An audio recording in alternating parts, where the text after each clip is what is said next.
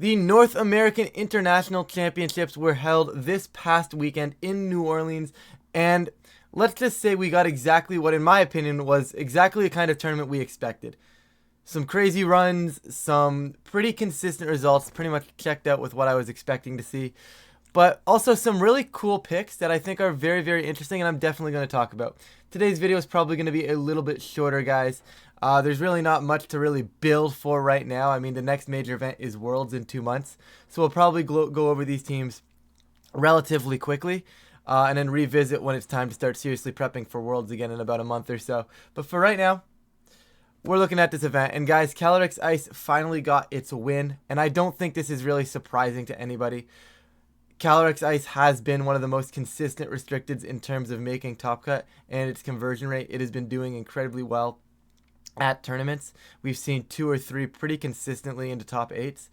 And eventually, if you keep having 2 or 3 in top 8, one of them is eventually going to make it all the way through to the top. And that's what we see here with Patrick. We'll get into the teams in a bit, but just as a quick oversight, we also have Terapagos doing well, which I don't think is, again, not that surprising, right? We see Terapagos, we saw Calyrex Shadow usage skyrocket after the last few regionals, after Calyrex Shadow success. So why not have a restricted that naturally beats that matchup? And you see it here, right? Once again, having its results, which is what I expected. Nothing too crazy, right? It's not like it's, oh my goodness, where the hell did Terapagos come from? It's here, right? It's been here. It's going to be around, right? I think the rise in Grimmsnarl is something I want to talk about as well. We actually see once again a Whimsicott doing well. No Tornadus in top. Oh no, I lied. There is a Tornadus in top 8. I was gonna say Tornadus fell off, but it didn't.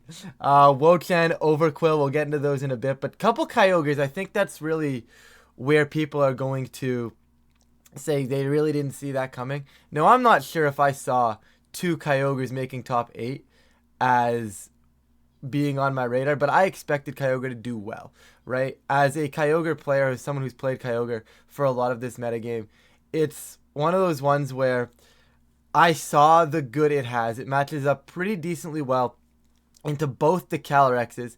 The Terapagos matchup is neutral if you can play it right and patch it up with some of the other pieces, right? And if those are you saying those are the 3 big ones plus Miraidon, right? You can deal with Miraidon with the Terra Grass of yourself. Maybe you're going to change the terrain, right? There's a lot of ways to deal with Miraidon on these Kyogre teams. It's not an easy matchup by any means, but you are capable of building a way to deal with it. So if you're saying the Calyrexes, Terapagos, and Miraidon are the top 4, I don't mind bringing Kyogre into that type of metagame. I felt that it was very well suited for this metagame, and it did actually a very good job at NAIC here. Other than that, I mean, I don't think there's any other surprising restricteds in top 16, right? I mean, Zamazenta just missed at 17th, but with the rising Calyrex, Shadow, Miraidon, and everybody kind of understanding how Zamazenta wants to play in this format now, it seems to have fallen off. Now, I don't think it's a bad Pokemon by any means. I do think it's really, really strong, especially with a strong Terapagos showing. I can see Zamazenta creeping back into the metagame again. Like I said, I don't think it's going anywhere. Still something that needs to be on radars, but it definitely did not make top 16, which once again, really kind of sad tournament for it. But overall, it's still a strong Pokemon. And then Koraidon, once again, continuing just to not be anywhere, right? Once again, Wanma here in 18th with the Koraidon, and that's the highest placing one. And that was a pretty cool team as well. Maybe I'll look into that later. But we're going to start things off with the winning team, of course. And I don't think there's much to say. This is a very consistent Calyrex team. It's been a consistent Calyrex team for most of the format. There's not a lot to talk about here. Incineroar rocking that Will-O-Wisp instead of that Flare Blitz, which is to be the case when you tend to pair it with the Pelipper. Urshifu, Rapid Strike, nothing crazy here. Like the Incineroar, Ursh, Calyrex, Raging Bolt, Pelipper, that's not new, right? That is a strong core, and it is going to be a strong core, right? I think the one change I want to point out is normally you see an Assault Vest, Raging Bolt, and an Amoonguss over here, right? But I think having the ability to switch that item and to have Rillaboom, right? That secondary fake out for the Urshifu, that secondary fake out to maybe get a Trick Room up. The Grassy Glide potential for priority in case you can't get Trick Room up is very, very strong as well. And then offensive Raging Bolt, surprisingly, went crazy in this tournament. I think players are starting to realize that it's very easy to slap an Assault Vest on a Raging Bolt and call it an incredibly good Pokemon. But finding the other slot for the Assault Vest where the Assault Vest is of more value, in this case on Rillaboom, felt like the better call, and I really like the offensive Raging Bolt on this core, because now my, I guess, Bolt Beam coverage, if you want to call it that, right, my electric and my ice type coverage, my big hitters are actually doing big damage, and as long as I'm protecting them correctly with that secondary fake out, it feels like it's going to be working really, really well, right? I like the change of the more offensive Raging Bolt, and I think Rillaboom in this format is a must for Assault Vest. I don't want to say it like you have to run it, but I think if you're running a Rillaboom without an Assault Vest or some sort of like crazy aggressive item, like if you're trying to run a mid-ground item on Rillaboom, like a Berry or Leftovers, or even in a sense Miracle Seed feels a little mid-groundy, right? But like I think if you're either going to go full bulk with the Rillaboom on the Assault Vest, or you're going aggressive. I think like the choice band variants are kind of cool right now. I've seen a couple clear amulet ones. Those are simple as well. Those are cool, right? I'm thinking like you either go Assault Vest or you go crazy offense. I think that Miracle Seed one is a little bit past its time at the moment. However, probably still good. I might be talking about nonsense, right? I'm going to click on like the next team. It's going to have a Miracle Seed Rillaboom, and I'm going to eat everything I just said. But like I said, really, really cool team. The one change I wanted to point out was the Rillaboom over Amoonguss and that switch around of the Assault Vest item, and I think it was the right call. Well, obviously it was the right call. It win the tournament. Aurelian's team getting second was a very cool iteration, and the screens from Grimmsnarl make this format so much simpler, right? When you are so scared of massive damage going into you, and you can put a screen up and then hit back hard with either a Thunder Wave by saying, hey, well, now my pieces are going to be faster than yours, or if you're going to try and set up to get through my screens, I'm going to break you down with a foul play, right? This is a perfect way to beat Calyrex Ice, right? Or not, I don't want to say perfect, because obviously there's ways that Calyrex Ice players do win these matchups, but it is a very strong matchup into Calyrex Ice, right? The problem is you have to be bringing a Grimmsnarl, and Grimmsnarl, not the greatest Pokemon. It does have some strong immunities, some strong options. It just can fall. It's not a legendary, basically, is what I'm saying. Iron Hands, really, really strong. Had a great showing at NAIC as well. And there's the Assault Vest on the Iron Hands. Obviously, no Raging Bolt on this team, so you're able to just put the Assault Vest on the Iron Hands, no problem. Nothing crazy with the Iron Hands. We've seen Iron Hands do well. Once again, just Fake Out plus Urshifu. The Goggles Urshifu, though, here was really, really cool. A lot of the times, especially Terrapagos teams, have a tendency to not appreciate Amoonguss. And when you're running Terrapagos plus Urshifu, right, plus Iron Hands, getting through Amoonguss without the right pieces on the field is going to be a problem. And being able to just ignore the Amoonguss's redirection, being able to hit the target you want to hit, is absolutely incredible. You can then taunt it if you need to do something. You can taunt whichever, maybe they go like Amoonguss, Calyrex, Ice, and you can now taunt the Cali Ice so they can't set Trick Room up, right? There's a lot of value out of Safety Goggles onto Urshifu, and I think it's really, really strong, right? Of course, we get Fluttermane with the booster energy here as well. This is basically that secondary mode on the team, right? You've got that fast speed control. You can pair it with Terrapagos. You can pair it with TU. I liked it. I think the team was really well built, and I think screens is definitely something that needs to be on radar if you are prepping for tournaments in this format right now, because they're going to be around, right? Screens are going to be here. I think the meta is starting to slow down. We're starting to realize what we need to calc for with the screens, and you're going to see this concept, the screens, becoming a thing as the game plays on, right? We also see Thunder Wave. When it's looking tragic, you click Yellow Magic, right? It's a very strong move. It can be used as speed control. Everybody says, oh, I'm just using it as speed control, which generally is the case. But there's always going to be scenarios where you just roll a bad matchup and you say, well, I can Thunder Wave now. I have a chance, right? Always going to be an option. I think the team is really, really strong. I'm not big into the Terrapagos archetype.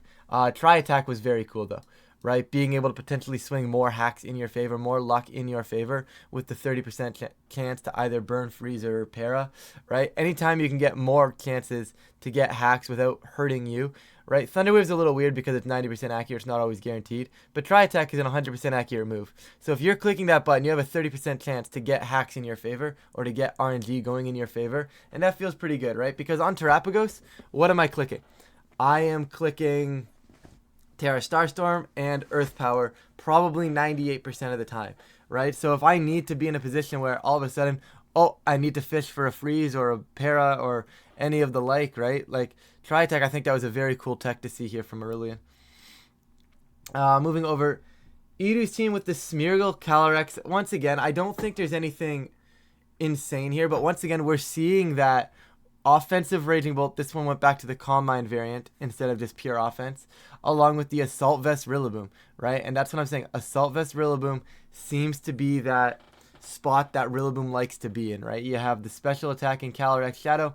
You've got the, obviously special attacking, but you've got the Citrus Berry, the bulky, that setup Cali Shadow. You pair it with the Rillaboom, you pair it with the Instant, you pair it with Smeargle now for wide guard support, follow me support, spore support, right? You have numerous turns where there's just, your opponent might be doing nothing. And if you get a spore off, well, Calyrex is safe, go ahead and nasty plot. If you can position to a fake out, Calyrex is safe, nasty plot. If Urshifu is going to remove the other pieces on the, one of the other pieces on the board, well, go ahead and nasty plot. There are so many ways to get nasty plot up with this team and set up this Calyrex. I think it's a very strong team, right? And we see the Rillaboom once again with that Assault Vest just being things. There's nothing new here though, right? As much as I'm talking about like, wow, this is cool. You got the boost energy switch to the Raging Bolt so the Rillaboom can have AV. I don't think there's anything like that nobody's seen before. Everything here is fairly standard, right? We've got your support beside to set up Calyrex. Raging Bolt is a really good Pokemon. Turns out Urshifu is as well. And then, of course, you know, Smeargle's here as well. Once again, it just, Smeargle is a little bit of an oddball pick. No fake out Smeargle is definitely something I want to point out. Normally you see fake out with Smeargle. It would have also been very funny. I wonder if they do run fake out if Dondozo is still like a meta relevant Pokemon. Because if Dondozo was meta relevant, you can go just fake out cycle them and they'll never be able to move again with the 3 fake outs, which I think is very funny. But of course, opting for no fake out on Smeargle, which is probably correct because Wide Guard, Spiky Shield, Follow Me, and Spore are incredibly strong move of 4, right? You don't necessarily need fake out either. It's not as reliant. So I think it's a really cool team. But once again, it's nothing crazy. And I think that's kind of the theme of the day. It's nothing crazy. There's nothing like, wow, this team is incredibly wild. There's a few of them, but I think for the most part, the metagame is pretty what we expected. And once again, same with this Miraidon team here in 4th place, right? Specs Miraidon, that's nothing new. Miraidon, Iron Hands, Whimsicott, Chi-Yu, right? We've seen, plus the Farigiraf, we've seen these 5 do well numerous times. We've seen this team work. I think what we get to see here, which was very cool, is the light screen. Once again, doing wonders. I believe it was, what regional was it? It was the Bologna special event, and we saw the light screen Whimsicott there as well. That was a very strong tech, and we get to see it here once again, doing wonders again, opting to say, hey, I don't really need Protect on this piece, and I can go ahead and set up a light screen and just support the rest of my team incredibly well. Like, Calyrex Shadow doesn't appreciate having a light screen set up in front of it. And then if you're going to set up a light screen and it wants to try and set up to outpace the light screen, you encore it. Which I think is a very cool concept. And once again, you're seeing the screens, right? We've seen Grimmsnarl once. We're going to see it again in a minute. And we see these screens just slowing down the pace of the game and doing really well.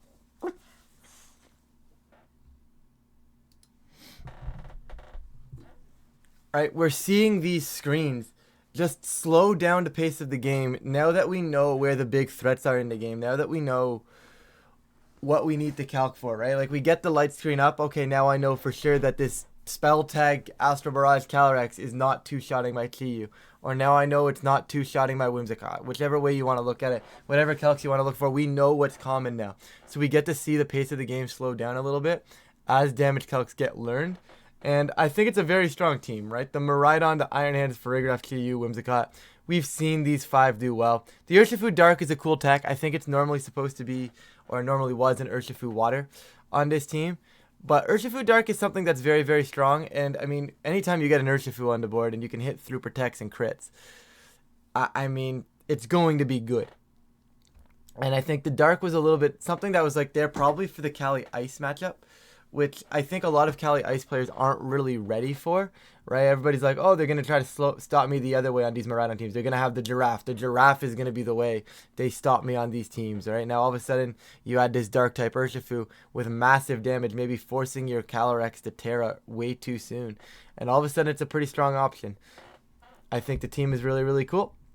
And once again, just pretty standard Miraidon stuff. We now get into one of the more wild-ish teams, but I think as a whole, this is once again nothing completely new. I think as a concept, I don't think this is wild. right? We've got Grimmsnarl doing really, really well. Once again, we talked about Grimmsnarl earlier. You reflect, you get the light screen. I'm surprised that this is Spirit Break. However, you are quadruple dark, so do you really need the dark coverage? Probably not, so maybe I take that back. Maybe Spirit Break makes a lot of sense, right? But then once again, you get the Thunder Wave, and the Thunder Wave is here. Just when it's looking tragic, you can click Yellow Magic. We went over it earlier with the other team, and it's just going to be a good move. You know, you're going to say you're using it as speed control, and you do primarily use it just to slow things down, but the added benefit of just having that... Well, I'm in trouble here. Let's hope for a para is really, really nice to have. Otherwise, if you didn't have that added benefit, Scary Face maybe a little bit more of a strong consideration. But having that added benefit of being able to maybe get out of a bad matchup, especially in a restricted format, if I can just paralyze your restricted and shut it down for a turn, that's really, really strong, right? The Assault Vest Kyogre is something I'm very familiar with. It's what I've been running. I think it's incredibly, incredibly strong. And they decided to pair it with Wo-Chen here. And Wo-Chen is really cool, okay? Right, you don't normally see Wo-Chen, but having the ability to mitigate physical damage just allows Kyogre to live ridiculously long, right? And you get your screens up, you get Kyogre on the board, you ideally get Kyogre beside Wo-Chen.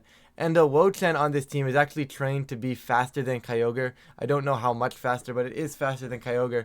So as they try to chip down to Kyogre, because that's really the threat, they're going to chip down to Kyogre, but then you're just going to be able to get the Pollen Puff up, heal yourself back up, and click Water Spout. What I like about that a lot is the problem with Kyogre a lot of the times is to play it at a top level. You really have to, at some point, you're going to have to rely on Origin Pulses. Now, having your Wo-Chen faster than your Kyogre, healing up your Kyogre with the Pollen Puffs before it has to move, allows you to rely on the Origin Pulses so much less than you would before. I think it was a really, really cool tech to see. And as a Kyogre player, I'm very intrigued in maybe trying out this team because I think it's very cool, right? Like, I'm not a big Wo-Chen fan. I think it does a lot of nothing. But when you can slow the pace of the game down enough to a spot where Leech Seed starts just chipping away at your opponent, Ruination starts looking good, and then you can just heal your own Kyogre up to make sure you're less reliant on Origin Pulses, I think it's a really, really strong core. Of course, they kept the Iron Jugulus for their speed control that they had back in Indianapolis. And I mean, most of the team is pretty standard, right? Kyogre, Incin, Urshifu, Iron Jugulus. We saw the Iron Jugulus from Xianyang as well in Indianapolis, right? So it's not like anything too crazy here. But the Wo-Chen and the Grimmsnarl, we're going to slow the pace of this game down. We're just going to say, well, not a lot of... Kyogre with an Assault Vest is so difficult to take down. Let's make it even more difficult to take down. And let's make sure we can click Water Spout as much as we possibly can. And it did incredibly well in the tournament, right? I mean, it went until they missed Origin Pulse, which is going to happen when you use Kyogre. I think there could have been a little bit of a Pollen Puff Water Spout play near the end there, but you know what? Still a really strong run. Really, really cool team. I like seeing Kyogre teams, you know, so I'm going to talk about them. We also have Antonio Sanchez here with Screamtail. And guys, this is what I'm saying. When I said the meta is slowing down, they opted for no screens here, but they went for the Calm Mind Terapagos, which was, like I said, something that was going to be good given how many Calyrex Shadows were doing and they were performing, right? Terapagos was going to be that natural counter to it. It was going to get a big plus, and here we are. Here we're seeing it. Mental Urbamungus is pretty cool, but I think as a whole, the only thing that's really wild or wacky here is really that Screamtail. And being able to slow the pace of the game down, because if they're like a Specs user, you go for a double protect, you disable their move, they have to switch out now. If they're trying to set up, you can Encore. You can get chip damage with the Dazzling Gleam, but overall it's this Encore, Disable, Protect that really closes out what Screamtail does, and it forces your opponent to play in certain ways. Like I said, if they're trying to set up, well, now they have to be scared to set up. They might still try to do it, but they have to be scared of it. They have to consider the fact that you have Encore. They might be, if they're Specs, they have to consider the fact that now you can just double protect and then disable them the following turn. There is so much they have to consider, and you're forcing your opponent to play a certain way when you have a Screamtail. I don't think Screamtail does all that much, right? The only pressure Screamtail puts on the board is the pressure of the threat of Screamtail. There's going to be games where your opponent just kind of disrespects Screamtail and Screamtail goes off. Screamtail is going to be amazing. But I think as a whole, I'm not a huge fan of Screamtail. But I think what it provides in that Encore Disable technique with the booster speed, I think it really does put enough pressure on the board that, hey, it might not be something I necessarily use to success, but it definitely puts on enough pressure that I think it's a good Pokemon. I'm not saying it's a bad Pokemon by any means. I just think sometimes at the top level it's a little bit easier to play around, but sometimes there's just simply nothing you can do, and Screamtail's really good, right? Maybe it respects Calyrex, set up Calyrex. You can encore the setups, you can disable the specs ones, right? Like I said, you can do a lot, right? You can encore Amoonguss into certain things so that it can't heal its partner. You can encore into Fake Out.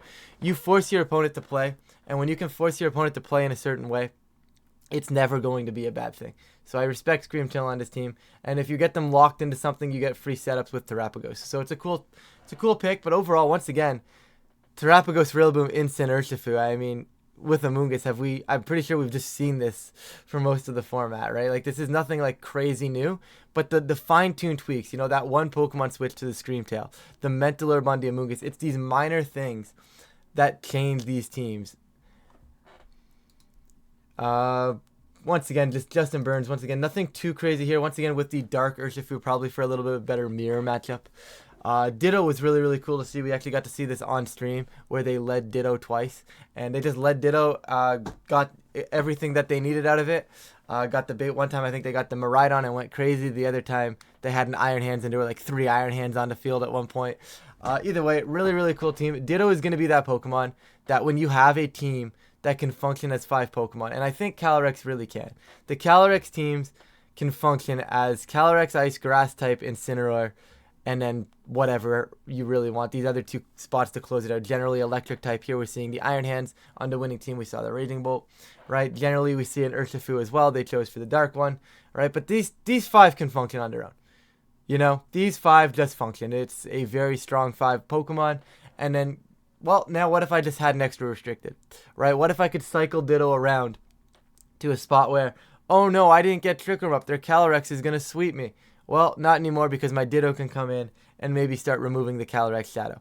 I think Ditto is a very good Pokemon. Anytime you can have a restricted and a half or 2 restricteds, having that option from Ditto is really, really strong. I think it's a cool piece. And of course, the Covert Cloak on Amoonguss is something that's a little weird. But stopping Fake Outs and not being able to get your Amoonguss faked out under Trick Room, because how do you get through Trick Room? You get through Trick Room by clicking Fake Out onto the pieces that are threatening you, and Amoonguss clicking Spore under Trick Room is a threat. So now that they can't fake out the Amoonguss, you are safe to go for Pollen Puff, for Spores. I think it's really strong. You're also safe to always get your Rage Powder up, which is generally pretty good, because especially in like the Miraidon matchups or the big heavy hitting matchups where you can force and you can guarantee this redirect to make sure your Calyrex is capable to do what it needs to do, or to make sure your Urshifu can do what it needs to do. Anytime you're going to almost guarantee getting Rage Powders off on a turn, it is really, really strong. I think the team, of course, really, really good. Does really well, and I think I like the take on it with the Ditto. You know, you can't go wrong with a little bit of a purple blob. Okay, probably one of the more interesting teams here. One of them, something that I don't think anyone really saw coming, and that's Volcarona Kyogre, Choice Scarf Lando I, Torn Overquill Rillaboom. We're going to talk about the Overquill, because I'm pretty sure that's what we're all here for. Overquill is crazy. It's the fact that it's a Swift Swim Pokemon. It takes advantage of the rain without necessarily making yourself weak to Raging Bolt. Now, granted, Quillfish does not have a lot of great stats, but it does enough, I think, in my opinion, right? And, right, normally you see the Urshifu being what's taking advantage of the rain. But having a Swift Swim Pokemon take advantage of the rain, one, you're able to go a little bit faster than a Scarf Urshifu could. You're not really abusing it with your massive damage, but the poison coverage is incredibly strong. If they're trying to bring their grass types in to beat your Kyogre, they're no longer capable of doing that. And poison is just a very strong offensive move that no one's really ready for right now, I don't think. A lot of the times these Calyrex Shadows, right, they're going to go Terra Poison. Well, I'm going to Gunk Shot them, they're gone. They're going to go not Terra, well, I'm going to Crunch them, and they're gone, right? You have a lot of capabilities with Overquill, and that poison damage puts on a lot of pressure into those grass types. It is a very intriguing Swift Swim user, and I'm surprised it took till now to really start seeing it utilized, but obviously Henry made it work here. And of course, Torn, nothing to talk about on Torn. Torn Ogre, who would have thought Torn Ogre was good, guys? Who would have thought? Once again, that AV Rillaboom. I think the Choice Scarf Lando was something that I don't think anyone was really ready for. I'm still not ready for it. But Sheer Force is cool. Of course, Sandseer Storms being able to attack beforehand. And that was my problem with Landorus in this format. My problem with Landorus was I was too slow to really capitalize outside of Tailwind. And I didn't quite, like, I hit hard enough, but like I didn't hit hard enough for how quickly I was dying, right? So being able to be scarfed and being able to outpace these Miraidons, being able to outpace these pieces that would generally outpace you, and being able to knock them out before they can move without necessarily needing to have Tailwind is really, really strong. Scarf Landorus, it basically says if I can keep my speed controls neutral, I'm beating your Miraidon. And on a Kyogre team, that is absolutely massive. I think the team is really, really well built. It's a little wild, right? But then you can also go, if you're just faster, you can go Acid Spray into Water Spout. That's crazy. Volcarona we've discussed in other videos where it's just kind of that, it's that defensive glue, right? You get to go Rage Powder, you get to go Will-O-Wisp, you get to support your Kyogre, you get to support whatever piece you have, just with the redirection, with the burning, right? And it does really, really well into the matchups like the Koraidon matchup, the Calyrex Ice matchup, right? It does very well into matchups like those. So having this piece on Kyogre kind of makes no sense, right? Like, why do I have a fire type beside a Kyogre, right? Generally, you see Instant, but Instant's there for Intimidate. Similar concept. You're here for the Wisps. You're here for that better matchups into certain teams. And I think it's a very cool concept. And I don't think it's something a lot of people were ready for either, right? Like, having a Volcarona beside a Kyogre, normally you see beside a Kyogre, it's an Instant, right? Or just no fire type. So having that really bulky fire type piece that can support the Kyogre really, really well by getting burns down and just making Kyogre's longevity that much longer feels incredible. I think it's a really, really well-built team and a cool team. I will dial it back onto top 16. I'm not going to go into crazy detail on all of them. Just a quick rundown on what's going on here. But Talonflame, sure. Talonflame Miraidon, and absolutely wild. Not something I was really had on my radar, but we talked about having priority Tailwind and priority attacks, and seeing that on Talonflame here is really crazy. I will go into this team because I do want to talk about a Talonflame a little bit. Terra Ground so you don't lose to the Miraidon Mirror. Brave Bird, Tailwind, Protect, and Will-O-Wisp. So just fast Will-O-Wisp is incredibly strong. You're able to burn so much of the metagame before they're able to move.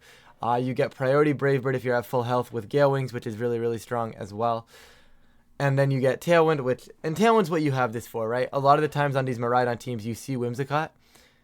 But Talonflame is here. Talonflame gets through those grass types, right? Miraidon, one of the best ways to beat it is to bring your grass types onto the field, is to have that Terra into the grass type. But then all of a sudden, Talonflame is here. So if you're going to have a grass type, Life Orb Talonflame is probably going to remove it. And I think it was a very cool cook. And this is what we see when we have tournaments. And the next major tournament isn't till like another 2 months, or it's the last format team into turn, or it's the last tournament in the format, right? We get to see all those things people were cooking that they're able to just kind of send out, and you know what? They're gonna send and see if it sticks, right? Z obviously had a great run here, and Talonflame was really, really wild. Other than that, though, like Miraidon, Blood Moon, Farigiraf, Hands, nothing's new there. And then the Shampoo is a cool touch. Right, normally you see, I believe it's an Urshifu. No, it's not an Urshifu. What is it normally here? Normally it's like Chi-Yu and Caught. So, but being able to split that up with like a Shenpao and a Talonflame is really, really cool to see. Once again, we talked about this Calyrex Ditto stuff again on Jody's team. Once again, just another. This one, I believe Julio was set up Terapagos. Let me just double check before I lie to you guys. Yeah, we were Combine Terapagos again. Nothing too crazy there. Electabuzz, guys, do we really need to talk about Electabuzz? Are y'all really going to make me talk about Electabuzz? We will end the video with me talking about Electabuzz. So let me just quickly say, but once again, you've got just some standard Cali Ice stuff, couple standard Cali Shadows. Eric Rios, very similar to what Edu had with the Smeargle as well. Right, and then Paul rocking the Calyrex stuff as well. Nothing too crazy there. We've got Zamazenta and Koraidon just missing out on the top 16, but it is what it is. It's still really strong showings from them as well. But once again, they're not like a heavy population of the metagame. They're there, they're good, they're strong, but they're not quite there yet. It's really taking that right player to pilot them. I'm curious to see how they're going to perform at Worlds, because they're there. They're in the meta. They're relevant enough. But the majority of this top cut is the Miraidons, both the Calyrexes, Terapagos, right? Those are the four you're looking at right now, right? Those are the big four. Obviously, Kyogre had a couple good showings as well. I don't think Kyogre is going anywhere, but I wouldn't necessarily consider Kyogre one of the big four if you're trying to take things down. It's kind of like you got the big four, and then Kyogre, Zamazenta, Koraidon. They're all just kind of there. They want to be good. They can be good, but I don't know if anybody's really cracked the code on how to make them consistently good yet. Right? Like Zamazenta had a great few weeks when no one really knew how to beat it, how it was playing, how it was piloting. But once we started getting realizations for it, it's kind of fallen off a little bit. Koraidon is really, really strong, but it's one of those Pokemon that doesn't have a lot of like, wow, this matchup is amazing for me. What am I going to do? You don't have a lot of those options with Koraidon, right? It's like, wow, this Pokemon is really good, but it's just really good as a general thing, right? Like, Zamazenta, great into Cali Ice. Calyrex Shadow, great into Cali Ice, right? Calyrex Terrapagos, great into Cali Shadow, right? That's kind of my concept here. Like, we all have those upsides on the other ones, but Koraidon doesn't really have that. It's got some good matchups. It's pretty consistent, but a lot of the times the things that it's great into, I mean, it's great into Terrapagos, and now with Terrapagos being very strong again, I could definitely see Koraidon creeping around. But as a whole, it doesn't have all those like matchups. Everything feels neutral when you play Koraidon, and that's kind of my best way to describe it. So it gives you a lot of ability to outplay, and having those options is really, really cool. I guess, guys, you guys are gonna riot if I don't talk about Electabuzz. So Electabuzz, Annihilate, go, go, go. There you go. You guys can see it on your screen, and I'll talk about the Electabuzz last. But there's nothing other than hard Trick Room here. This is basically, we need to get Trick Room up. We're going to send Trick Room. And the concept here is basically, in theory, you can go ahead and click Final Gambit. If you get the Final Gambit to clear, Calyrex Ice, when your opponent only has 3 Pokemon, generally wins the 3v3. You're okay losing Annihilate to a Final Gambit if you get the appropriate trade-off with the kill on the Final Gambit. Right, you also have the ability to just not Final Gambit and like coach your own Calyrex, which is pretty cool, right? You get Defiance so they don't bring in Intimidate. Not that you realistically care about it, but it's there. It's there if they give you a +1. You can click Close Combat, you can click Shadow Claw, right? But as a whole, I think the Final Gambit is really what you're looking for here. You're looking to go Final Gambit, kill something, get Trick Room up, and then win the 3v3 with the Cali Ice and the Farigiraf or the Blood Moon, depending on how you want to approach the matchup. And then the Giraffe, the Blood Moon, the Cali-Eye, even the Smeargle, this kind of core is nothing new, right? This is the hard, dedicated Trick Room core in this format, right? I'm going to set up Trick Room. I'm going to go crazy. I'm going to be able to decorate my pieces. I'm going to be able to get the +2/+2 because of it. Smeargle scares people with Spore. I don't know how fast this Smeargle was. Sometimes on these teams, you actually see the Smeargle built really, really slow, and it ends up being slower than the Calyrex Ice, so that way, once they're in Trick Room, they can decorate the Cali Ice before the Cali Ice moves. I don't know that speed tier on this team. I wasn't paying enough attention to the tournament, I'm going to be honest. But Electabuzz, I think that's kind of why we clicked on this team. Let's talk about it. So, Amoonguss is petrifying for this team. So let's have Vital Spirit and let's redirect the Spore away. Now, Amoonguss isn't too bad because you can mess with it just by sending Glacial Lances. But a lot of the Amoonguss are being built to live Glacial Lance right now. So being able to redirect a Spore, incredibly, incredibly strong. It allows you to go Terra Fire or a different Terra that's not necessarily Grass, just so you don't get so you don't lose the Calyrex Ice Mirror. Terra Fire is probably what they chose, and obviously gets around to Will-O-Wisp, which I think is really, really strong. Volt Switch, Follow Me, Feint, and Taunt. Feint is incredibly, incredibly cool. Taunt as well, right? If you're worried about maybe something like resetting your Trick Room or setting up while you're in Trick Room, you can taunt them. Taunt is just a strong move. You can taunt the Amoonguss for, like, you can always go Protect, taunt the Amoonguss, and then not have to Follow Me the next turn. Taunt is a very strong option. Volt Switch as your move of choice is really nice, because if you do go for something like the Follow Me into the Trick Room, you can then maybe Volt Switch off the field that turn, and then the next turn you get Cali Ice plus another sweeper in, and then you got 2 massive sweepers on the board, which I think is really, really cool. And then Feint, I think, it's one of those ones, it's similar, like we see Feint on Calyrex Shadow teams, right? We see that, well, they can't protect. Their best line to me is to protect to stall me out a little bit. And it's the same concept under Trick Room, right? Sometimes their best line is to try and protect to get through the Trick Room. But just by having Feint, 1, you may stop them from clicking Protect. 2, if they do click Protect and you click Feint, massive profits. They've done nothing that turn and they took damage, right? So it's very nice to just help stall out the turns of the Trick Room. And I think overall it was a very cool meta call. I'm going to be honest, I don't fully get why it has to be an Electabuzz and why it couldn't necessarily be maybe like a Magmar. but I guess for coverage purposes, right, the electricity is nice. I guess I'm sure they're gonna have a reason, and I'm not sure if the Tub takes players, because it was Audie and Underhill here that ran this team. So I wonder if there's gonna be a Tub takes about it, or where they explain their thought process. If there is, by the time I upload this video, I'll put it down below for you guys. But that's what I think Electabuzz is for. But I'm not sure if it necessarily needed to be Electabuzz. But it was a cool niche, and it definitely served the niche on the team, and it clearly worked. So I respect it. Electabuzz was wild. Top 16 at a national with Electabuzz is insane to me. But that's gonna just about do it for us, guys. For the video, guys. Once again, a pretty standard composition of teams in this metagame, as we expected. I don't think we expected anything crazy. Of course, we saw some of the Wochens, the Overcools. There were some cool cooks, and the cool cooks did well, but I think for the most part, I don't think it was anything like, in terms of archetypes, I don't think any of the archetypes were really all that surprising to me, at least. But with that, guys, I'm going to get on out of here. If you guys do enjoy these types of videos, please feel free to leave a like and subscribe. It really does help out the channel. And of course, I really do appreciate it. But with that, I'm going to get on out of here. Thank you all so much for watching, and I'll catch you all in a future video.